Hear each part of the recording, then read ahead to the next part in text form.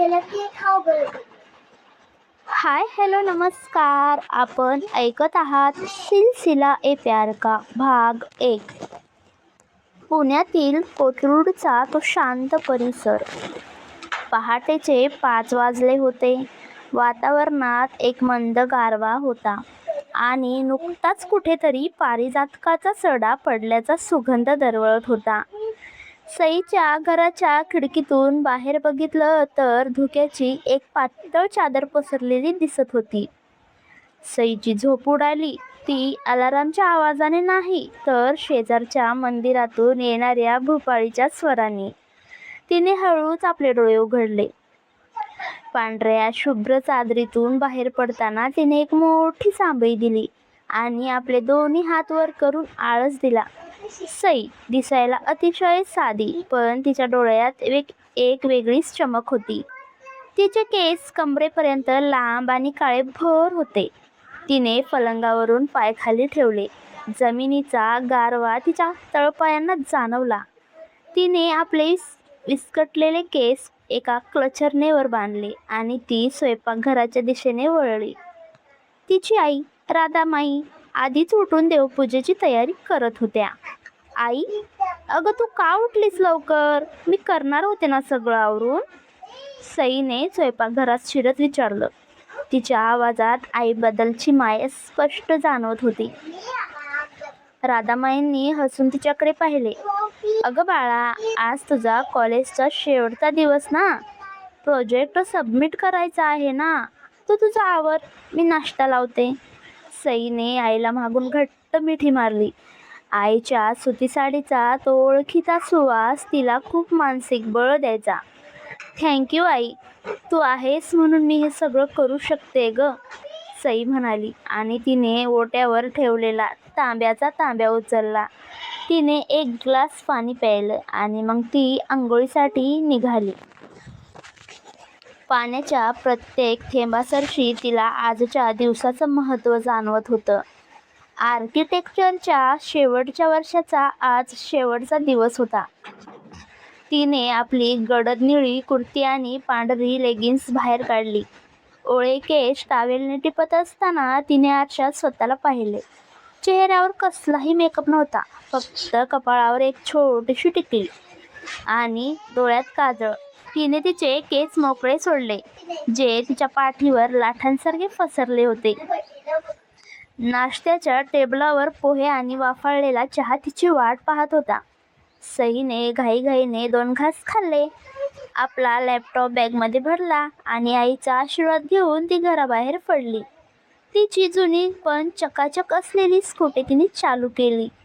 Kick मारताना झालेला तो आवाज शांत गल्लीत गुंजला आणि सई कॉलेजच्या दिशेने निघाली. दुसरीकडे पुण्यातीलच एका अतिशय पॉश जिममध्ये वातावरणात प्रचंड पॉवर जाणवत होती. जिममध्ये वाजत असलेल्या लाऊड रॉक म्युझिकच्या तालावर एक तरुण प्रचंड वेगाने डबल्स उचलत होता. तो होता देवांश सरदेसाई.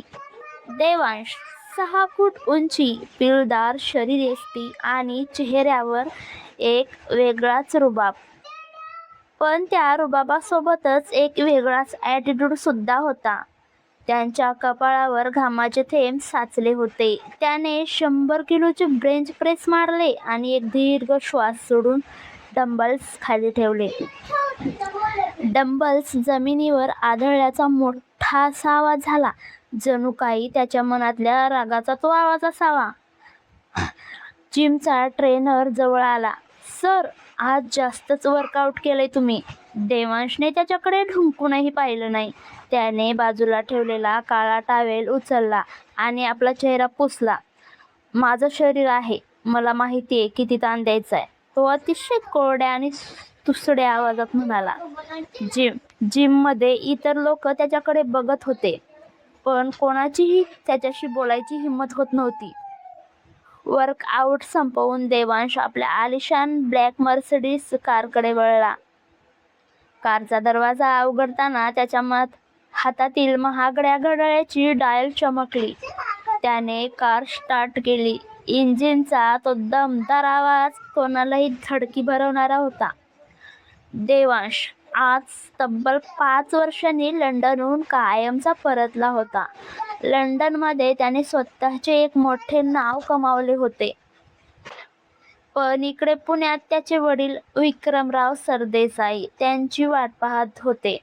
त्यामुळे देवांशला कुटुंबाबद्दल किंवा नात्याबद्दल अजिबात रस किंवा प्रेम नव्हतं. त्याच्या मते नाती ही फक्त माणसाला कमकुवत बनवतात. त्याच्या आयुष्यात घडलेल्या एका जुन्या घटनेमुळे त्याने स्वतःभोवती एक मोठी भिंत उभी केली होती. त्याने कारचा गिअर बदलला.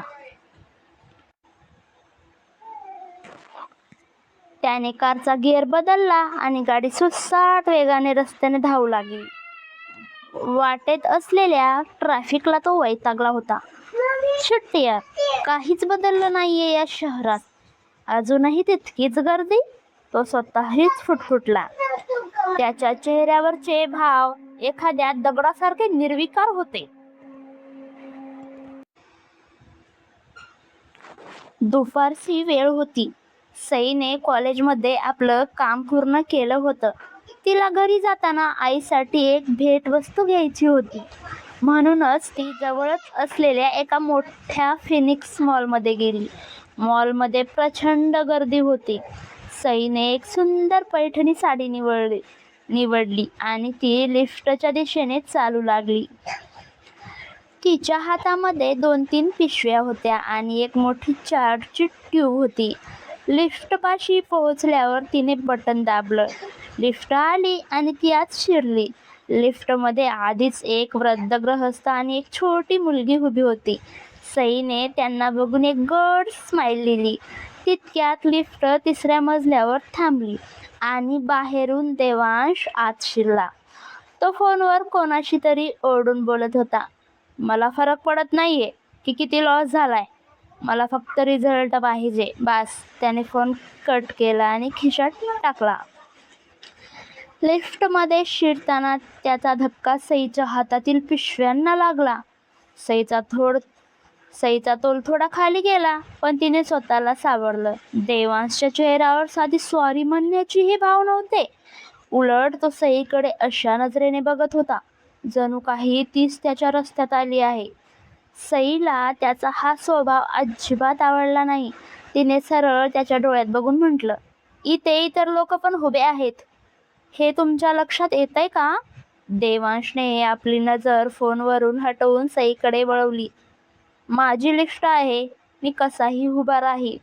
तुला त्रास होत असेल तर बाहेर उतर, तो अतिशय उद्धटपणे म्हणाला. तसा सईचा पारा चढला. मॉल तुमची जहागीर नाहीये, थोडी सभ्यता शिका. देवांश पहिल्यांदाच अशा मुलीला भेटला होता जी त्याच्या समोर उभं राहून बोलण्याची हिंमत करत होती. त्याने तिला वरून खाली निरखून पाहिलं. तिचा साधा पेहराव आणि तिची हिंमत यात कुठेतरी मेळ बसत नव्हता. त्याने एक कुत्सित हसू दिलं आणि काहीही न बोलता लिफ्टचे दार उघडताच तो बाहेर पडला. सई रागाने लाल झाली होती. खडूस, काय समजतो स्वतःला, काय जाणे, ती फुटफुटली. संध्याकाळचा तो निर्णय. देवांश घरी पोहोचला. सरदेसाई वाडा पुण्यातील एक ऐतिहासिक आणि वैभवशाली ठिकाण. पण त्या मोठ्या घरात देवांशला फक्त रिकामेपणा जाणवत होता. त्याचे वडील हॉलमध्ये बसले होते. आलास देवांश, कसा गेला पहिला दिवस? विक्रमरावांनी विचारलं. काही खास नाही. इथलं वर्क कल्चर आणि लोक खूप खूप स्लो आहेत, देवांश पोट काढत म्हणाला. वेळ लागेल तुला इकडे रुळायला, पण उद्या तुला एका नवीन आर्किटेक्चरला फॉर्मल भेट द्यायची आहे. आपल्याला आपल्या नवीन हॉटेल प्रोजेक्टसाठी एक नवीन आणि क्रिएटिव्ह चेहरा हवा आहे, विक्रमराव म्हणाले. देवांशने फक्त मान हलवली. त्याला माहिती नव्हतं की ज्या क्रिएटिव्ह चेहऱ्याबद्दल त्याचे वडील बोलत आहेत तीच मुलगी त्याला मॉलमध्ये भेटली होती. इकडे सई घरी आल्यावर आईला सगळं सांगत होती. आई, आज मॉलमध्ये एक असा माणूस भेटला ना, बघूनच वाटत होतं की किती त्याला पैशाचा माज आहे. राधामाईंनी तिच्या डोक्यावरून हात फिरवला. जाऊ दे ग बाळा, जगात नाना तऱ्हेची माणसं असतात. तू तुझ्या उद्याच्या इंटरव्ह्यूची तयारी कर. ओके. सईने खिडकी बाहेर पाहिले. आकाश आता केशरी रंगाचं झालं होतं. दोन पूर्णपणे वेगळी माणसं, दोन वेगळी जग. पण नियती त्यांना एका अशा वळणावर आणणार होती जिथे द्वेषाची जागा प्रेम घेणार होतं, की द्वेष अजून वाढणार होता, हे काळच ठरवणार होता.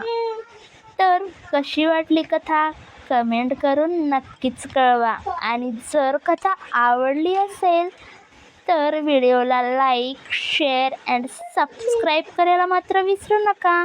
आणि हो, बाजूच्याच बेल आयकॉनवर देखील क्लिक करा, जेणेकरून सर्वात आधी माझा व्हिडिओ तुमच्यापर्यंत येईल. काळजी घ्या. भेटूया पुढच्या भागामध्ये. तोपर्यंत बाय.